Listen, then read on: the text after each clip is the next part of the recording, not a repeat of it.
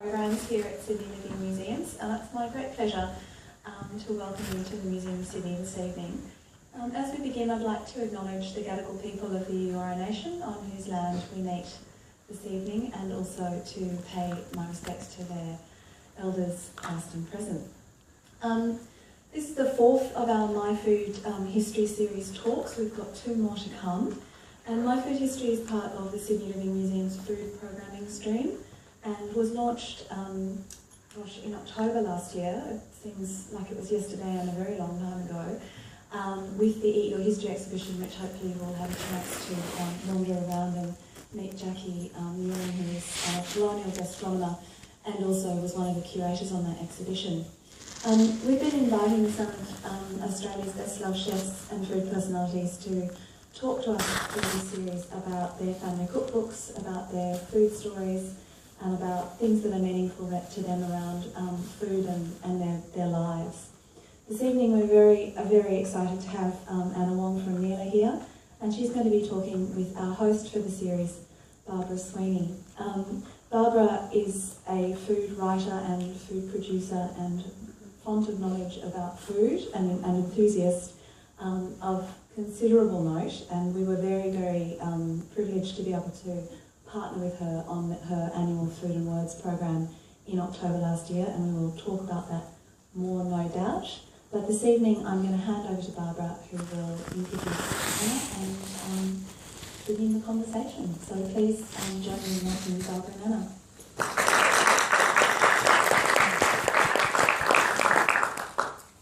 Hello everybody and welcome this evening.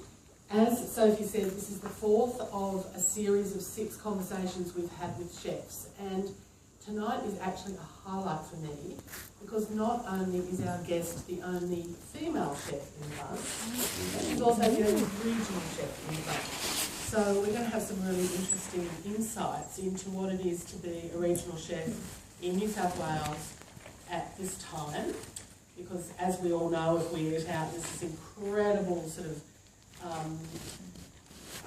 rebirth, experimentation going on in the food world at the moment. And so how does that go down in Cowra is going to be one of my questions to Anna.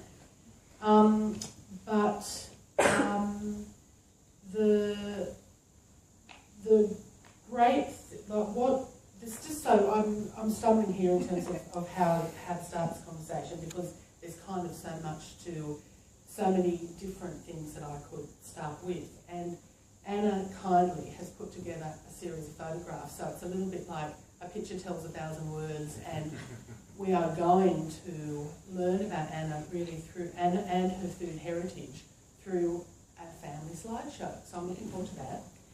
There's only a few there, thank goodness, says my sister. It's enough. But what's great is if you have been upstairs and seen the Eat Your History exhibition, what it is looking at history through our food history. And so we've got examples of each of the museum's homes upstairs from the 1800s through to a 1920s kitchen in Susanna Place. And it's just charming and delightful. So the way I have seen these chef talks is that this is a living history. So Anna Wong suggests to me that you have a Chinese heritage. Is this so, Anna? This is definitely so. I'm what they refer to as, I guess, an ABC, Australian-born Chinese. Some people call me a banana. So I'm yellow on the outside, white on the inside. And that, I think that sort of shows through my food as well, and my food heritage and what I cook now and what we've been through, I guess. Well, we might start with the history first. So this is a photo of my mum and dad. Dad came over to Australia in about the 1950s. He was shortly followed from Canton, China, shortly followed by my grandfather a few years after that, and they went into a co-op market garden, so as a partner in a big market garden of about 30 odd acres doing veggies. My mum came over to Australia in about 1961, and there was only a very small Chinese community in Sydney at that stage. They met each other and they fell in love and got married in 1963. So that's how it all works. So that's a farm. Okay. I guess I was born in Western Sydney. We went to school around the Fairfield area, So Horsley Park was where home was in the farm. I went to school in Fairfield. We sort of grew. And isn't that amazing to think that Horsley Park, which is a western suburb of Sydney now, was a peripheral suburb with land big enough for how many acres of market gardening? 35 acres of market gardening. Yeah. So, yeah. Go to the next bit on that note. Because here we have sweet corn in the background. Sweet corn in the background and beans, and that's my brother. So I guess the most fresh memory that comes to me is that because I grew up in a market garden, we grew all our own veggies. It was more a hobby farm, so we grew our own veggies, our own fruit, our own herbs, all that sort of stuff. So I remember going down to the veggie patch, pulling off a sweet corn and biting it from the corn, and that sort of, the flavour of that is nothing compared to what you can buy in a supermarket and taste. You know, peas off the pod, you go pick the peas and have them fresh, and yeah, it's nothing compared to what you can get anywhere else. So it's the same with the peaches, the strawberries that smell, you know, they smell like strawberries and taste like strawberries. And that's one of my earliest recollections of food, fresh food. So it came straight from the ground, it was so fresh and it was so fragrant, and it just stuck in my mind. So in the middle years, when we sort of left the farm, there was a few years there where we'd go to the supermarket and it wasn't the same, I guess, until we moved to Carra, but that's another part of the story anyway. So, yeah. So what kind of food was cooked in the home? In the home, generally rice. It was rice. We had our own chickens, our own chicken coop, duck coop, all those sort of wraps, all that sort of stuff. So we basically had fresh meat sauce. Also, the local shops at that stage had a lot of veal, and veal was a bit different then. Like sometimes you go to the supermarket now and buy veal and it's pink. It was a beautiful, like milk-fed veal, white veal. So, and that was, no one wanted it. So we used to get that sort of thing. I remember, you know, being Chinese, we eat everything. So nothing's wasted. So we had oxtail soups, we had, you know, pork hot braises. And we also believed that whatever you ate improved that part of your body. So if you ate cocks and chicken feet and stuff, it's good for your legs and your feet. And if you ate brains, you grow your brain, all that sort of thing. So I mean, it's just one of those Chinese things. So yeah, so we ate quite differently, I think, to Your neighbour? my friends. Who was the main cook in the family? I would have to say Dad, always Dad. I think when Mum first married Dad, she couldn't even cook rice. So it was like automatic rice cookers weren't readily found then. And Dad, I think the first few weeks or the first few months probably, Dad had to actually come home every day and cook rice for my mum on the stove top because she had no idea how to do it. So it was, yeah, a bit sad. So Dad's a foodie, don't you ever tell Mum that. Yeah, Dad was a foodie of the family, he was the cook of the family, and Mum. Now, where you had your veggies out the back, you had a ready meat sauce, you had a local butcher, but what about Asian ingredients? Asian ingredients always came from, I remember, because Dad worked in the market garden, every Saturday was his day off. So we used to go down to Dixon Street on a Saturday, and Dixon Street's quite different to what it is now. You know, it wasn't just a row full of restaurants. It was like gambling dens upstairs, lots of those.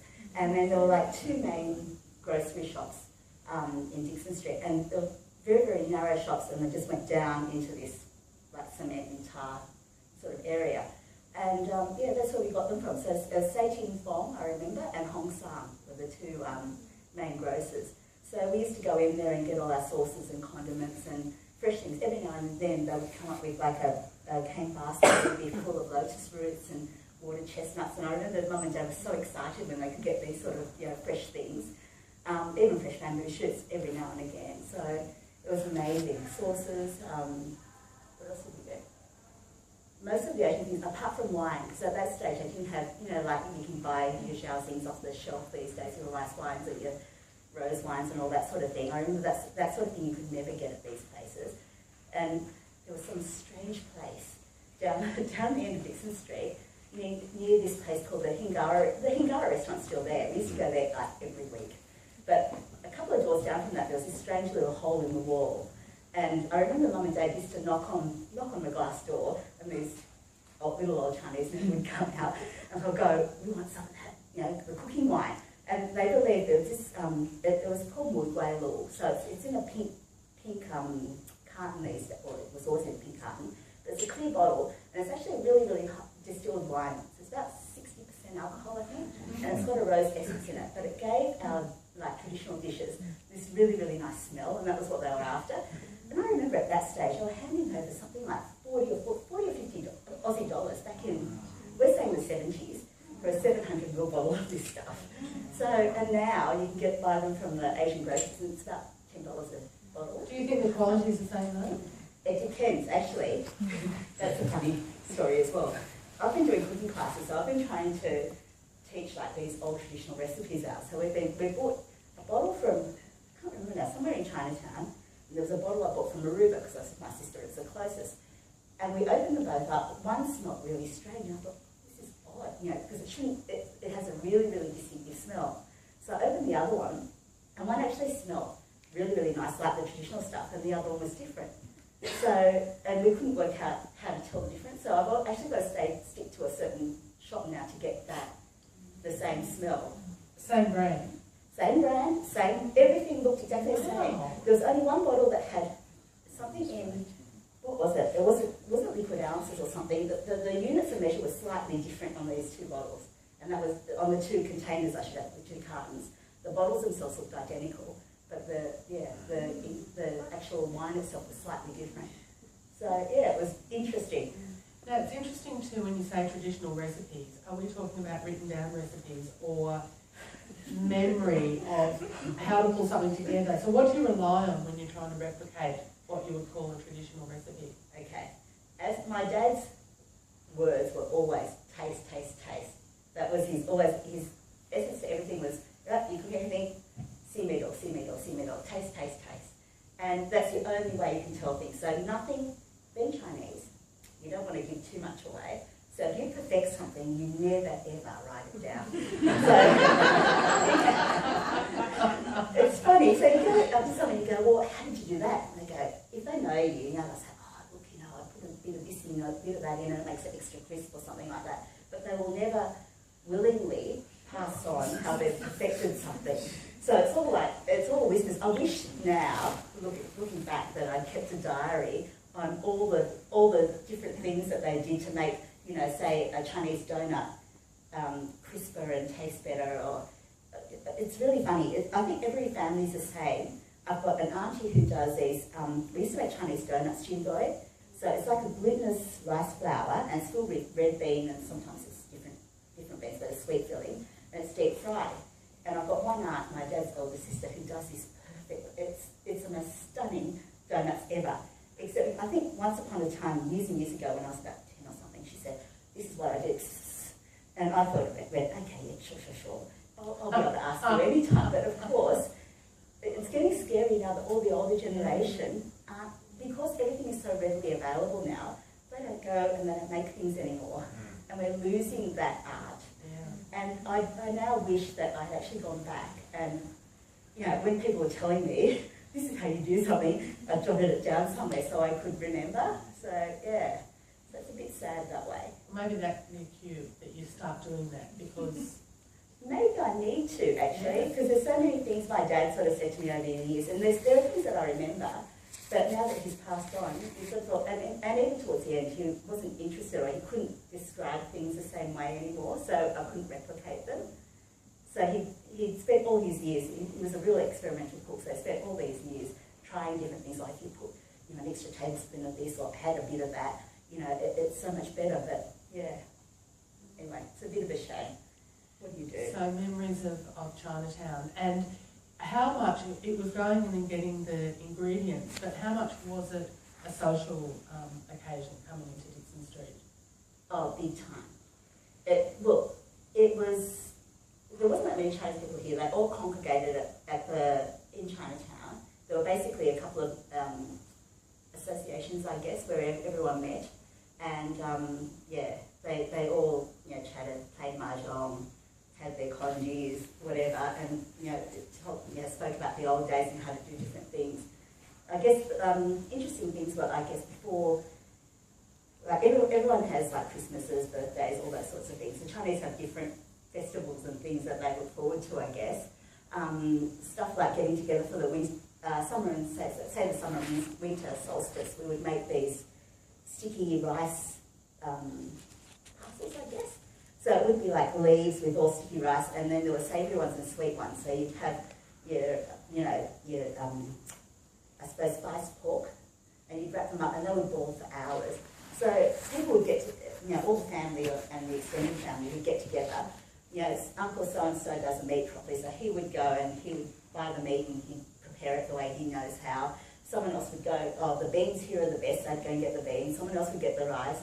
Someone else would have either they would be growing these leaves, or they would go and buy them, prepare them. Everyone would get together at someone's house, and they would spend like hours just chatting together, putting these things together, wrapping them, and then they'd put them into big urns and stuff, take them outside, and they would cook for the next 3 hours while they're playing mahjong and enjoying themselves. So it was actually, it was a nice social engagement for them as well, and it was lovely for everyone to actually get together, chat, and at the end of it eat, take some things home. And they've had a really, really nice day. So that was like one of the things. Or else, what else do I remember? Like before New Year's, for New Year's you'd always have these dumplings, and they were called tune. So it was shaped like a smiley face. And you always wanted to end the year off on these. They're so superstitious, these people.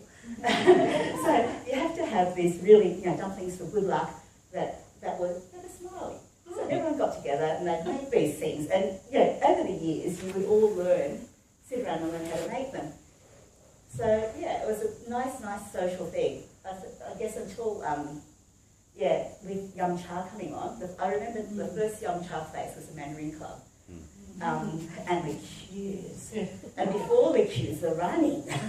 So I remember the first time it opened, we were all there, and it was all full. And the trick was you had to wait. As soon as someone put their hand up to say, I want the bill, you had to run behind this table and wait until they paid their bill, and then just take over it, just as they're entering. And that was the idea. And I guess, it's lovely that you can actually enjoy these things, but it's also been the downfall of that family tradition and the family history of actually going through the trouble of making them. And I think we're losing a lot of the art of it as well, because there's little dumplings that I did in my class that, and I like doing it because it makes me I feel like I'm teaching somebody how to do something that history's sort of going against. Like you can buy these, war tips that we make, and they're nothing like what we actually make. And from scratch, and there's not really that much extra, trouble. It's just a bit of planning, and if you've got a few friends there, and a couple of glasses of wine, it's amazing how nice they are. You make a big batch and you keep them in the freezer, and you have them later on. So that's the thing. That's the thing. I'm hoping that we don't actually lose all that tradition and the traditional way of doing things. I guess. Yeah. So what's next in the family? What's next in the family archive? Okay. Horsley Park. This is the house of the park. When I looked for photos of the farm, I couldn't find anything, but everyone's standing there going like this, and I'm thinking, well, so that's the farm. My brothers and sisters, that's Mum and Dad. That's my dad's dad. He's the one that came to Australia a few years after Dad. He was a part of a market garden co-op that Dad was a partner in that. That's my mother's mother. My mother's mother and father actually migrated to Australia in 75. And I think when they first came, they looked at our rose bushes. I was horrified because I was about, how old? I was like about 10 at the time, 9 or 10. Looked at our rose bushes and she went, wow, these are fantastic. And she started plucking, not cutting the stems of the flowers and putting them into baskets like normal people. She was actually plucking the petals off into a bowl. I'm going, holy moly, don't let the neighbours see. What are you doing, Grandma? So she proceeded to make these glutinous rice pancakes in a wok and filled with rose petals and sugar, and apparently it was a real delicacy. So I think I was just about 40 years too early. It was really cool if it was happening now. But back then... Well, that's exactly right. What were you taking to school at Horsley Park? I was taking peanut butter sandwiches and Vegemite sandwiches, just like everybody else. And it had to be on white bread. Don't give me any other bread but white. And I remember there was one thing that scarred, they should think about school, one thing that scarred me for life. I think in year 6, I went to school and they said, oh, we're going to have a sausage sizzle today. Everyone bring in sausages and, you know, we'll cook them on site. And everyone brought in their sausages and I brought in what I thought were sausages. We were never really good with the Anglo stuff. And Mum and Dad had found this, I suppose, butcher in Fairfield, a continental butcher. And we used to eat these continental frankfurts, and they were what we called sausages. So I brought these continental frankfurts into school, and I never lived it down. Yeah, I was like 11 at the time, and I didn't know what a sausage was, and I was, how are we going to cook these? I'm like, oh no, oh, what are you doing to me? Well, I can't imagine you were a solo Chinese face in a sea of Anglo faces in Horsley Park. What was the makeup of your schoolmates? Okay, the makeup was probably, there was a lot of Anglos there, but there was also a lot of, I suppose, second generation Maltese, Italians, mainly Maltese and Italians actually, now I think of it.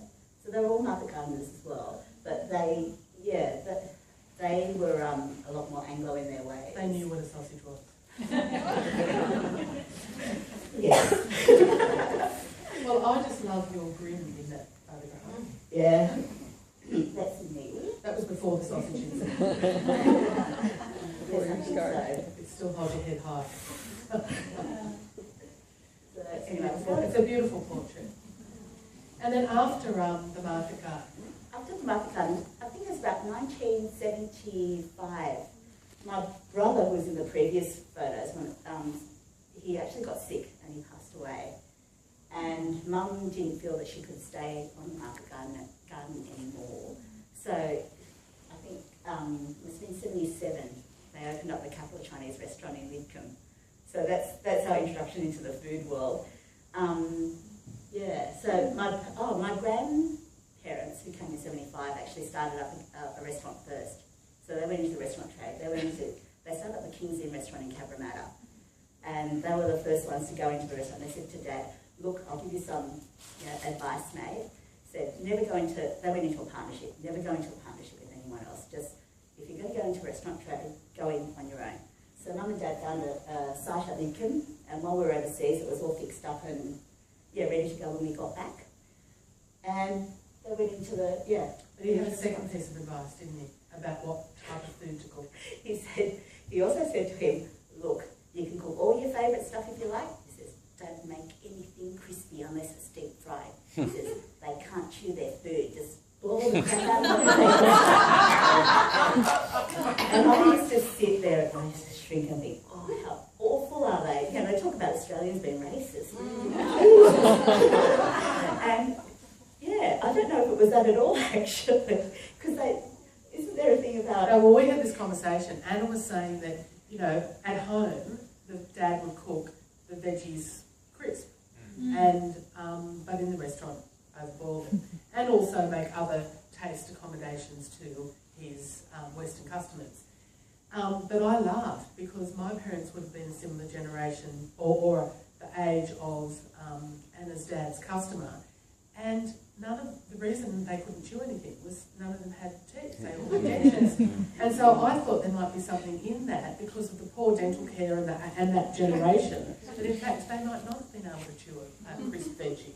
So we speculated upon that as being maybe one of the reasons. Yeah, maybe it wasn't quite as nasty as what I originally thought. But still, what you're really saying is, your dad, who you said was an experimental cook and very adventurous in the kitchen, wasn't cooking his food. No, he wasn't. He was cooking his food for us, which was lovely. And he was doing a little bit of it for the restaurant. But in general, he had to modify things so they were more acceptable to his customer, the Anglo-Saxon Aussie. What's kind of an example of that? I don't know.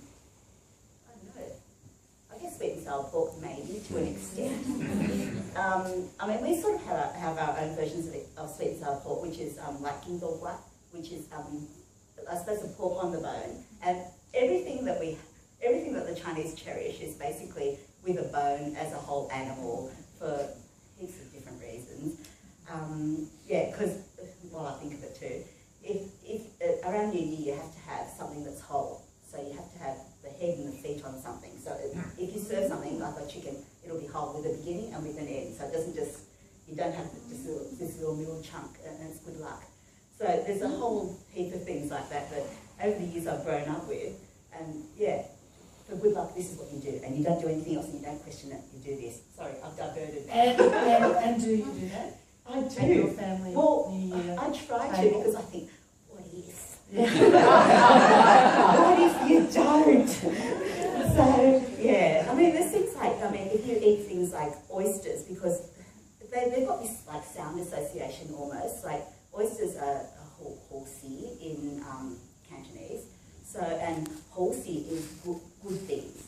So if you want good things to happen to you, you have to eat oysters. It doesn't matter if they're dry and they taste like crap or you have the nice freshness, that's great as well. But you have to have them. And like things like abalone, I could never understand why they would want to eat abalone. I mean, they cost a fortune, and to me they taste like chewing super balls. You know, why would that be a delicacy? But it's like value, so it's like the purse of plenty. So you have to have it, because if you want to have plentiful of good luck and all that sort of stuff, you eat abalone. You know, and like the same thing like moss hair fungus. At one stage, I think it was so rare you couldn't get it. But it's because there's fat choy, so it's like and fat choy is like good fortune. So you have to have that in it.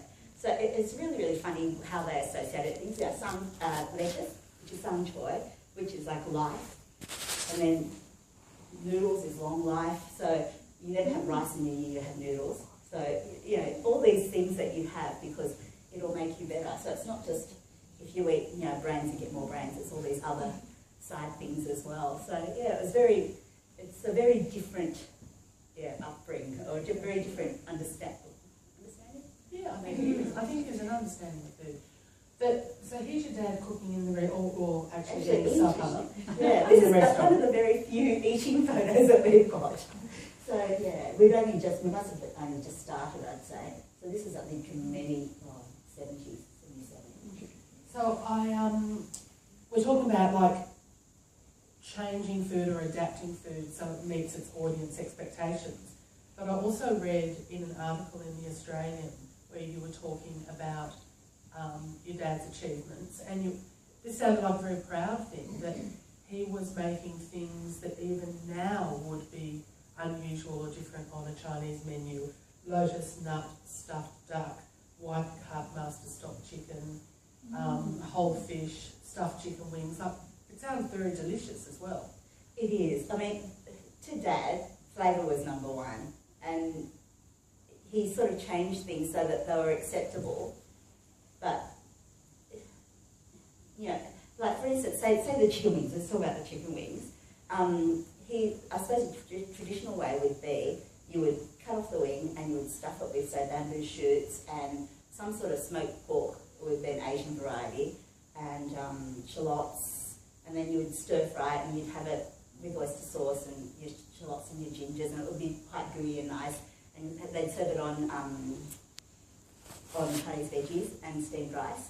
And that was actually one of our favourite dishes because it's one of the ones where all the men would sit around, and Dad loved his Chinese opera when he was cooking. So you know that whenever he's singing Chinese opera and beating away, that he was happy. He was in his own happy world. So I remember my grandfathers always also being around when we used to want this dish, and they'd go and they'd make it, and it was real comfort food, and it was also one that people could actually, it was approachable for people because we weren't eating brains or chicken's feet or trotters or something. It was a chicken wing, which is sort of, you know, semi-acceptable, and they sort of stuffed it with ham instead of whatever other thing they were putting in.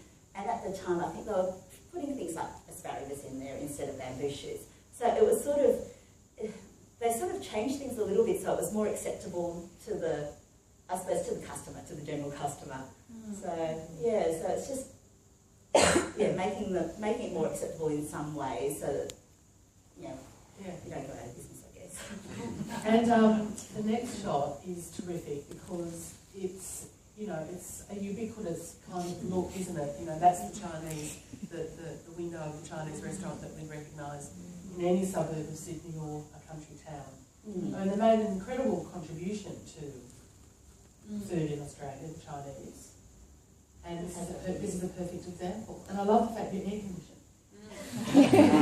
And you've got those lovely curtains in there. Yes. I mean, that's it. The air conditioning is important. You know, we still get phone calls now from people who say, do you have air conditioning? Are you kidding? We've got the monkey riding the bike out back. Well, that brings us to kind of present day in a way. That what I didn't tell you about was how terrific Anna's restaurant in Cowra is. You moved out to Cowra in... Well, in 2000 we moved out permanently. We've had a farm in Cowra since '94. Yes, so we'll come back to that in a moment. But I think you're your father's daughter because, and I didn't know that about Anna until she started speaking about her father, but if there's anything you can say about Anna's food is that it is flavour driven.